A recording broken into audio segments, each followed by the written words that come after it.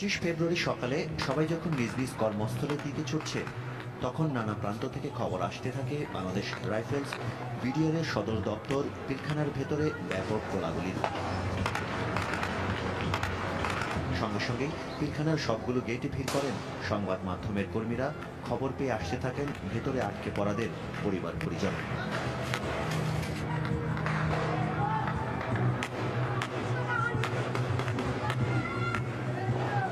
কিন্তু পিলখানার ভেতরে ঠিক কি ঘটছে তা বিডিআর জওয়ানরা। গুলি ছুটতে থাকে এলোপাথারি, সবখানে ছড়িয়ে পড়ে আতঙ্ক। প্রচন্ড গোলাগুলির ভেতর নিজেকে বাঁচাতে ভীত সন্ত্রস্ত মানুষ তখন ছুটছে দিক বিদিক। না, ভিতর অনেক গোলাগুলি হইতেছে এবং ওইখানে মানে একটা বাচ্চা গায়েও লাগছে, একটা গুলি লাগছে। দর্শক, আপনারা হয়তো প্রথমে কিছু দৃশ্য দেখেছেন, অনেকেই এই দৃশ্যটা বুঝতে পারছেন, আবার অনেকে হয়তো বা বুঝতে পারছেন না। যদি আপনারা বুঝতে না পারেন তাহলে 2009 সালের যে আপনারা ঘটনাটির কথা স্মরণ করিয়ে দিচ্ছি, পিলখানায় যে বিডিআর বিদ্রোহ হয়েছিল, সেনাবাহিনীদেরকে গুলি করে মারা হয়েছিল, তারই কিছু ফুটেজ আজকে আপনাদের সামনে তুলে ধরতে চলেছি। কি লঘুময় দৃশ্য, কি দৃশ্য ছিল এখানে। ছোট ছোট বাচ্চা থেকে শুরু করে যারা মা বোনরা ছিল, এবং সবচাইতে গুরুত্বপূর্ণ ছিল মেজর শাকিল, মেজর গুলজার, এদেরকে নির্মমভাবে কিভাবে মারা হয়েছিল। কি ছিল এর মধ্যে সূত্র, কেনই বা এদেরকে মারা হয়েছিল নির্মমভাবে, তাদেরকে দাওয়াত দিয়ে ডেকে এত বছর কেউ প্রকাশ্যে আনতে পারে নাই। তবে চলুন আমরা সেই দৃশ্যর কিছু অংশ দেখতে থাকি।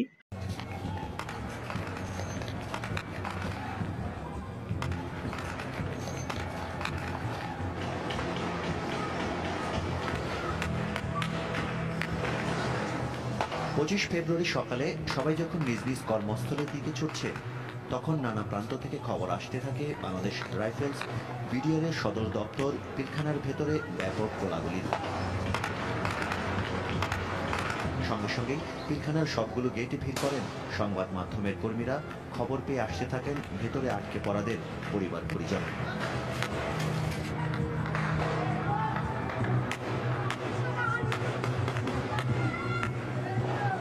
কিন্তু পিলখানার ভেতরে ঠিক কি ঘটছে তা জানার কোনো উপায় ছিল না তখন। প্রচন্ড গোলাগুলির শব্দে কেবল অনুমান করা যাচ্ছিল ভয়ঙ্কর কিছু একটা ঘটে চলেছে সেখানে। সময়ের সাথে সাথে বাড়তে থাকে গোলাগুলির তীব্রতা।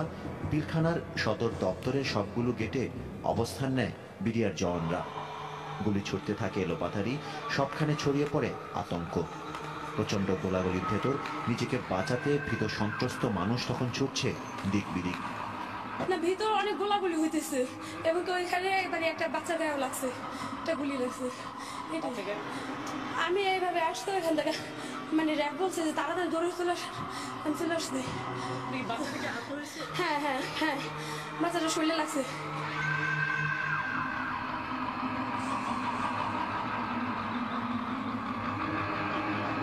বাইরে থেকে যেসব খবর পাওয়া যাচ্ছিল তা থেকে প্রাথমিকভাবে ধারণা করা হয় সশস্ত্র বিদ্রোহ করেছে বিডিআর জওয়ানরা। দরবার হলে জিম্মি করে রেখেছে তাদের মহাপরিচালক সহ বিডিআরে কর্মরত বেশ কিছু সেনা কর্মকর্তাকে। এদের কাউকে কাউকে হত্যা করার খবরও আসছিল নানা সূত্র থেকে। কিন্তু তখন ঘূর্ণাক্ষরে কেউ অনুমান করতে পারেনি পিলখানার ভেতরে আসলে ঘটে চলেছে ইতিহাসের নৃশংসতম হত্যাকাণ্ড।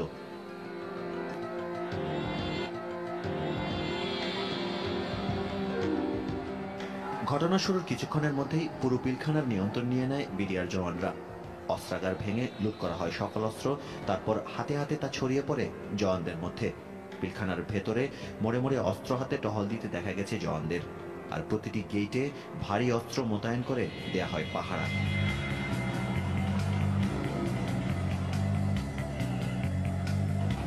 বেলা 11টা নাগাদ বিডিআর সদর দপ্তরের চারদিকে অস্ত্রশস্ত্র নিয়ে অবস্থান নেয় সেনা, র্যাব আর পুলিশ সদস্যরা। দুপুরে তারা পিলখানার 3 নম্বর গেটের দিকে এগোতে চেষ্টা করলে মর্টার শেল ছোড়ে বিডিআর জওয়ানরা। সেনা সদস্যরা যাতে এগোতে না পারে সেজন্য দিনভর থেমে থেমে প্রত্যেকটি গেট থেকে ছোড়া হয় রাইফেল আর মেশিন গানের গুলি। দুপুর 2টার দিকে সমঝোতার প্রস্তাব নিয়ে বিডিআরের প্রধান ফটকে যান এলজিআরডি প্রতিমন্ত্রী জাহাঙ্গীর কবির নানক এবং হুইপ মির্জা আজম। এ সময় পুলিশ সদস্যরা বারবার মাইকে আলোচনার প্রস্তাব দিলেও প্রতিবারই গুলি ছুড়ে এর জবাব দেয় বিডিআর জওয়ানরা। এরপর স্থানীয় সরকার প্রতিমন্ত্রী নিজেই মাইকিং করে সরকারের পক্ষ থেকে আলোচনার প্রস্তাব দেন।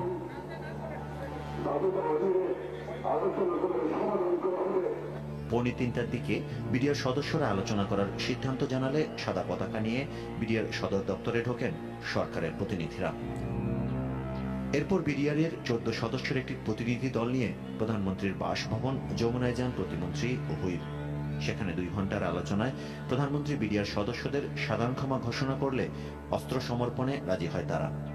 মাননীয় প্রধানমন্ত্রী তাদের আবেদনের পরিপ্রেক্ষিতে বিডিআর সদস্য ভাইদের আবেদনের পরিপ্রেক্ষিতে আজকের ঘটনা সাধারণ ক্ষমা ঘোষণা করেছেন। এর প্রেক্ষিতে আমরা মাননীয় প্রধানমন্ত্রীর কাছে ওয়াদা করেছি যে বিডিআর তাদের অস্ত্র সমর্পণ করবে। কিন্তু সদর দপ্তরে ফিরে আসার পর সিদ্ধান্ত বদলায় বিডিআর জওয়ানরা। আশেপাশের এলাকা থেকে সেনা সদস্যদের সরিয়ে নেয়ার নতুন শর্ত দেয় তারা। একই সাথে অস্ত্র সমর্পণের পর তাদের মেরে ফেলা হবে এমন গুজবও ছড়ানো হয় এ সময়। সন্ধ্যা থেকে বেশ কয়েকবার বিডিআর জওয়ানদের সঙ্গে আলোচনার পর গভীর রাতে পিলখানার ভেতরে স্বরাষ্ট্রমন্ত্রীর কাছে জওয়ানরা অস্ত্র সমর্পণ শুরু করে। এ সময় ভেতরে আটকা পড়া বেশ কয়েকটি সেনা পরিবারের সদস্যদের মুক্ত করে নিয়ে আসেন সরকারের প্রতিনিধি দল। আমি আপনাদের নিতে আসছি। এই যারা আসছে আমার বিডিআর আমার ছেলে। উদ্বেগ, উৎকণ্ঠা, ভয়, আতঙ্ক আর অসহায়ত্বের করুণ ছাপ সকলের চোখে মুখে। মৃত্যুর মুখ থেকে ফিরে আসা ভীত সন্ত্রস্ত এই মানুষগুলো তখন হারিয়ে ফেলেছে মুখের ভাষা।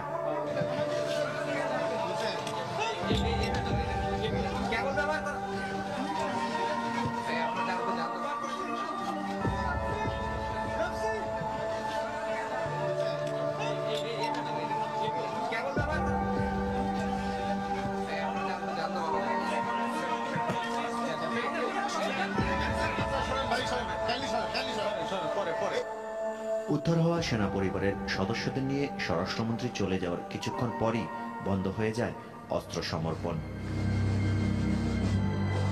পরদিন সকাল থেকে আবারও চলতে থাকে সমঝোতার চেষ্টা। দফায় দফায় বৈঠক করে একদিকে অস্ত্র সমর্পণে রাজি করানোর চেষ্টা চলেছে, অন্যদিকে সকাল থেকে একসাথে কয়েকজন করে মুক্তি দিতে শুরু করেছে বিডিআর জওয়ানরা। দর্শক, ইতিমধ্যে আপনারা সেই লোঘময় কিছু দৃশ্য দেখতে পেয়েছেন, যেখানে নিজের বুক ফেটে যায়, আত্মা ফেটে যায়। সেখানে কিভাবে এই পিলখানা হত্যা মামলার এত বড় ষড়যন্ত্র কে করেছিল আপনারা অবশ্যই জানতে চান, বুঝতে চান। আপনারা হয়তোবা কিছুক্ষণের মধ্যেই দেখতে পাবেন যে সেখানে শেখ হাসিনা যে মাননীয় প্রধানমন্ত্রী থাকা অবস্থায় উনি এত বড় একটা ঘটনাকে, যেটা দেশদ্রোহী বলা চলে, সেটাকে উনি সাধারণ ক্ষমা ঘোষণা করেছিলেন। কারণ শেখ হাসিনা সেদিনকেই তার ভাগ্য নির্ধারণ করেছিলেন এই বিডিআর বিদ্রোহ দিয়ে। তারা সেনাবাহিনীর ভালো ভালো কর্মকর্তাকে মেরে ফেলে সে এই 17 বছর টিকে গিয়েছিলেন। কেন? এটাই ছিল তার মূল কাহিনী এবং মূল ইতিহাস। এখন আস্তে আস্তে সব কিছু বেরিয়ে আসবে। শেখ হাসিনা কেন সাধারণ ক্ষমা ঘোষণা করেছিলেন এবং কেন তাদেরকে এভাবে নির্মমভাবে মারা হয়েছিল ক্ষমতায় থাকার জন্য, তার সম্পূর্ণ বিচার আপনারাই চাইবেন।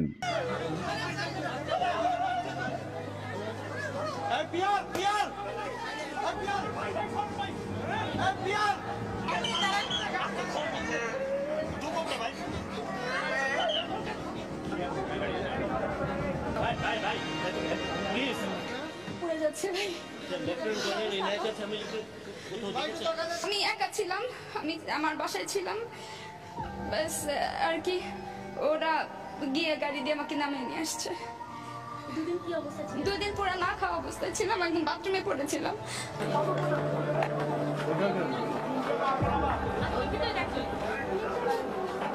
এরই মধ্যে খবর আসে পুরনো ঢাকার নবাবগঞ্জ পার্ক এলাকায় বুড়িগঙ্গায় এসে মিশেছে এমন একটি নর্দমায় পাওয়া গেছে 6 সেনা কর্মকর্তার লাশ।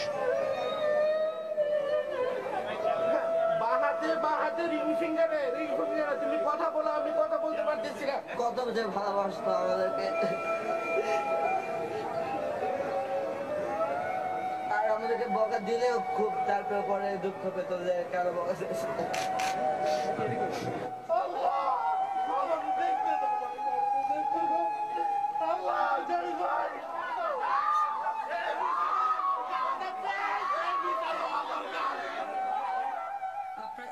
ঘটনার দ্বিতীয় দিনে জাতির উদ্দেশ্যে দিয়ে এক ভাষণে প্রধানমন্ত্রী শেখ হাসিনা বিডিআর সদস্যদের প্রতি অবিলম্বে অস্ত্র সমর্পণ করে ব্যারাকে ফিরে যাওয়ার আহ্বান জানান।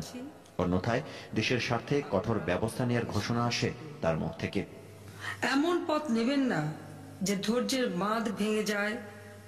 আমাকে দেশের স্বার্থে কঠোর ব্যবস্থা নিতে বাধ্য করবেন না। মনে রাখবেন, সংঘাত আরো সংঘাত বাড়ায়। আপনারা সংযত হন, অস্ত্র সমর্পণ করুন, আপনাদের কোনো ক্ষতি হবে না, আমি আশ্বস্ত করছি। মূলত এরপরই দ্রুত বদলে যেতে থাকে পরিস্থিতি। বিকেলে মুক্তি দেয়া হয় 22 সেনা কর্মকর্তাকে। তার আগেই মুক্তি পায় অনেকের পরিবারের সদস্যরা।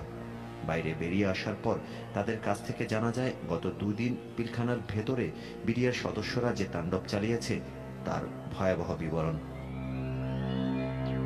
আমি দেখলাম যে পিছন থেকে 2 জন সৈনিক বেল্ট টুপি ছাড়া ক্রস করে, একজন বাইপাস করে ডিজিকে চলে গেলেন, আর একজন জাস্ট ডিজির পিছনে এসে দাঁড়ায় গেল। তো যেহেতু যারা ডিজির কাছাকাছি ছিল, ডিওটি এবং আরো একজন অফিসার পাশে ডিডিজি ছিলেন, ওরা সাথে সাথে যেয়ে ওই লোকটাকে চাপটে ধরে ফেলে এবং ডিজিকে ধরে এক সাইডে করে ফেলে। ফ্র্যাকশন অফ সেকেন্ডের মধ্যে দেখলাম সব উঠে গেল, কিন্তু ফায়ার হয়নি। কিন্তু বাট কেন তারা উঠে গেল আমার কাছে খুব আশ্চর্য লাগলো। এবং এরা এত স্মুথলি ওখান থেকে চলে গেল যে আমরা যে কয়েকজন অফিসার ছিলাম জাস্ট ওই ঘরের মধ্যে একা পড়ে গেলাম, আর কেউ নাই। ডিজি মহোদয়কে যখন আমরা ধরে রেখেছি, ডিজি মহোদয় আমাকে স্পষ্ট বলছে যে আমার মৃত্যুকে ভয় করো না, মৃত্যু একদিন হবেই, আগে বা পরে, এটা নিয়ে তোমরা কেউ ভয় করো না, যদি মৃত্যু হয় সবাই হয়ে যাবে, কোনো অসুবিধা নেই, বাট ওদেরকে হচ্ছিল তোমরা ফায়ার করো না। তো তখন আর তারা ভেতরে ঢুকে স্ট্রেট 2টা গুলি আমাদের দিকে বরাবর করে, বাট গুলিগুলো যে উপরে লাগে তখন বলে তোমরা সব বেরো আসো। আমরা তখন বেরো এসে এক এক জানছে আমাদের কাছ থেকে মোবাইল টোবাইল যা ছিল সবগুলো তারা কেড়ে নিল। কেড়ে নেওয়ার পরে আমরা ডিজিকে মধ্যখানে রেখে আমরা গোল করে যাচ্ছিলাম। তখন ওরা খুব বিশ্রী ভাষায় গালাগালি করে বললো, সারা জীবন আমাদেরকে তোমরা সিঙ্গেল লাইনে হাঁটাইছো, এখন তোমরা সিঙ্গেল লাইনে হাঁটাও। তো সিঙ্গেল লাইনে যখন আমরা করলাম তো ডেফিনেটলি ডিজি সামনে চলে গেল। এবং আমার এখনো স্পষ্ট মনে আছে যারা আমাদেরকে উপর থেকে নামায় নিয়ে আসছে তারা সবাই আমাকে বলেছে এবং সবাইকে বলছে যে স্যার আপনাদের কোনো অসুবিধা নাই, ভয় নাই, শুধু আপনারা স্যার চলেন, কিছু হবে না আপনাদের। তখন আমরা যাচ্ছিলাম, কিন্তু দরবার হলের পিছনে যে গেটটা আছে ডান হাতে, আমার এখনো চোখের সামনে ভাসছে যে হলো ডিজি মহোদয় জাস্ট ফার্স্ট স্টেপটা দিলেন, সেই মুহূর্তে 4 জন সৈনিক লাফায় এসে বাইরে, এটা কিন্তু বাইরে ছিল আমরা দেখিও নাই, কিন্তু এসে ডিজিকে প্রথমে গুলি করলেন আর ডিজির সাথে সাথে ওখানে পড়ে গেলেন। যখন আমরা ডিজির কাছে আগাতে যাচ্ছি তখন আরো 7-8 জন পিছন থেকে এসে একদম ব্রাশ ফায়ার শুরু করে দিল। তখন আমরা ওখানে সম্ভবত 11 কি 12 জন ছিলাম। 12 জন থাকার পরে আমরা হলো পিছায় আসলাম। আমারও একটা গুলি লাগলো এখানে এসে, যেটা গুলিটা এখান দিয়ে বেরোয় চলে গেল। তো ওরা ভাবলো বোধহয় আমি মরে গেছি। আমি নিচে পড়ে যেয়ে ক্রলিং করে আমি সামনে যে হলো ওয়াশিং রুম ছিল, আমি ওয়াশিং রুমে ঢুকে একটা ইউরিনালের পাশে যে আমি পজিশনটা নিলাম। বাট বাকি যারা ছিল তারা হয়তো ফায়ারগুলো এত বেশি হয়েছে যে আর কোনো সুযোগ পায়নি ওখান থেকে আসা। ওখানে তারা সবাইকে, ওখানে যা ছিল সবাইকে বেঁধে ফেলল উইদাউট এনি রিজন, কোনো কথা বলেনি, আমাদেরকে কোনো কথা বলার সুযোগ দেয় নাই, সবাইকে ওখানে মেরে ফেললো। এবং কি আসি নাই যে আমরা 10 ক্যান্টনমেন্ট থেকে আসছি, এই জায়গায় দাওয়াত খেতে আসছি, এরকম কিন্তু না। আমরা যে এই জায়গায় আসছি, সুতরাং এই জায়গায় যদি একটা বিড়ালও মারা যায়, কাকও মারা যায়, ওটা রেসপন্সিবিলিটি আমার, বুঝে গেছে? এখন যে বিড়াল না মরার জন্য আমার যা করতে হবে আমি এটা করবো। আমার এখানে লোকজন আছে, আমি পর্যাপ্ত পরিমাণ লোকজন নিয়ে আসছি, ইকুইপমেন্ট নিয়ে আসছি, অস্ত্র, প্রত্যেকটা রাইফেল কিন্তু ফুললি লোডেড, ভিতরে অ্যামুনিশন আছে, ঠিক আছে? আপনারা ভাবেন না, আমি আপনাদের দেখাতে পারি, এটা আমার পিস্তল, ওটা কিন্তু অ্যামুনিশন করছি। আমি চাই না আপনাদের উপর কোনো প্রকার আক্রমণ করতে কিংবা কোনো প্রকার মানে আপনারা যাতে কষ্ট পান, ক্ষতিগ্রস্ত হন, এরকম কিছু করতে চাই না। কিন্তু আপনারা বাধ্য করেন, আমি যদি বারবার খালি ফোন পাই যে অমুক আমাকে থ্রেট দিচ্ছে, মৃত্যু হুমকি দিচ্ছে, আগুন দিয়ে পোড়াই দিচ্ছে, বাড়িঘর লুট করা করতেছে, আমি কিন্তু তার মানে নর্মালি বসে থাকবো না। নর্মালি গিয়ে আপনার ডাইকে নিয়ে আমি আপনার দই মিষ্টি খাওয়াবো না। আমি এমন কাজ করবো যেটা আপনার পছন্দ হবে না। বুঝা গেছে? এরকম যদি যাতে না হয়, আপনারা যারা নর্মাল সাধারণ মানুষ আছেন, এই ক্যাটারগঞ্জ থেকে কিন্তু সব কিছু হয়, হেডকোয়ার্টার। আপনি যখন দেখবেন যে 5 জন বসে আলোচনা করছে, চল অমুকের বাড়ি থেকে আগুন লাগা দেই, আর বাকি 10 জন মিলে ঘিরে ধরবেন, কেন আগুন লাগাবি? আগুন লাগানো যাবে না। যদি দেখেন যে বাকি ওরা তো আমার বাড়িতে আগুন দিচ্ছিল, তাহলে আমরা এবারে গিয়ে যাই, আপনি সাধারণ মানুষ মিলে আটকাবেন না, এটা করা যাবে না এখন। বুঝা গেছে? এই যদি কিছু হয়, বললাম না যে কোনো পার্টি দেখবো না, আমার তো কোনো দল নাই, আমার কোনো পার্টি নাই, আমার আপনি হচ্ছে দেখবো খালি কালপ্রিট, সন্ত্রাসী দেখবো, কালপ্রিট দেখবো, কে মারামারি করছে দেখবো। আশা করে মনে হচ্ছে যারা হাতে লাঠি দিবো সেই মনে করেন যে আকাম করছে, যারা চুরি দেখবো, সে চুরিতে ফল কাটুক আর জায়গা কাটুক, তারাই আমি ধরবো। বুঝা গেছে? সুতরাং এই ধরনের কোনো পরিস্থিতি সৃষ্টি করা যাবে না, ঠিক আছে? আচ্ছা, ঠিক আছে, ধন্যবাদ সবাইকে। এটা সবাইকে